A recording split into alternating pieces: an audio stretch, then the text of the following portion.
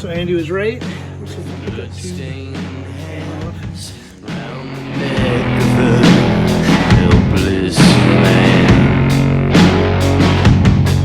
She's a midnight silence, an outbound train.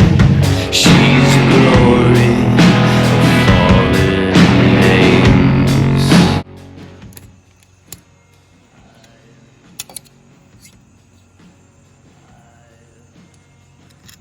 Yes.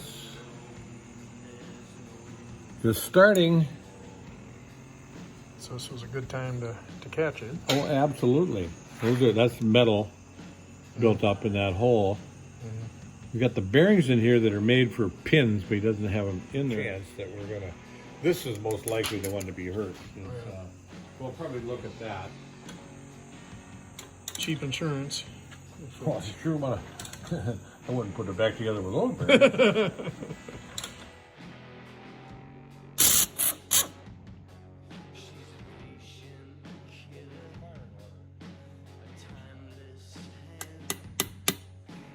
Five and six, you get their ass kicked more than. Well, it's got some material there, and it tore up throughout. There's material in that hole. Yeah. Guess I don't have to even look at the other one.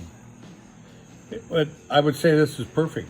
You Caught it before any have major dodged damage, the bullet. but crank will polish This is up. just a set of bearings. Oh, the crank is nice. They just wash up.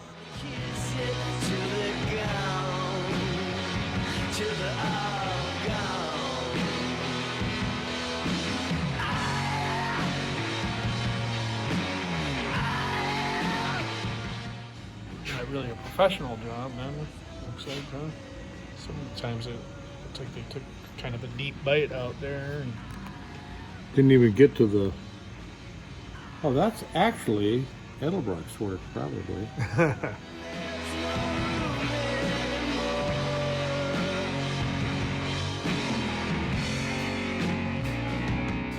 I think this looks pretty usable. yeah, I would say. You did a compression test on it, right? no, No, never been touched. never been touched. It's So was about. Kelly, they're down about 30. 30. It's going down again already. It never made it to the top. She's the broken shadows on the fallen wall. That's crazy. Flat top. They don't show that. 88 cc's would be 10.9. So I like that. 4 off of that. They show 78 being 12 to 1. So there's the point. Maybe somewhere in the middle there. About 11 to 1. With 11 heads, so that'll be just about what we want, right? So when Andy put in a new converter and switched to the 29-inch tall slicks, him and his cousin took this car to the track. He said that the car normally would kind of paper slip the tires and just launch nice and straight, but with the changes that they made, it actually pulled the wheels up about 2.5 feet. When his cousin let off the gas, the car came down kind of violently, and that's when he noticed the oil pressure dropped. They tried to shut it off as soon as they could, but evidently, as you can see from this video, it did get to the bearings. So I'm glad we took the engine apart without trying to run it. Gary's going to order in some new main bearings and rod bearings and gaskets, and we're going to put the engine back together. Going to do some upgrades while we're at it.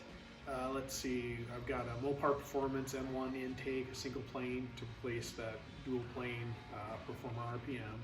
And then Gary's going to do some porting on the heads and port match everything. When it comes to camshafts, with the problems that everybody has been having with wiping cams and stuff lately, Kuda Dan said that he had an old Ultradyne cam laying around that had dyno time only. He originally ran it on the dyno in his 498 Stroker. It's the NF69 Ultradyne cam, 277 degrees duration at 50, with about 640 gross lift. So with the 11 to 1-ish compression and that cam, some better breathing heads and intake, we're hoping to step up the game a little bit, so we'll be ready for you guys next season. But anyway, thanks for tuning in, guys, and I'll see you next year.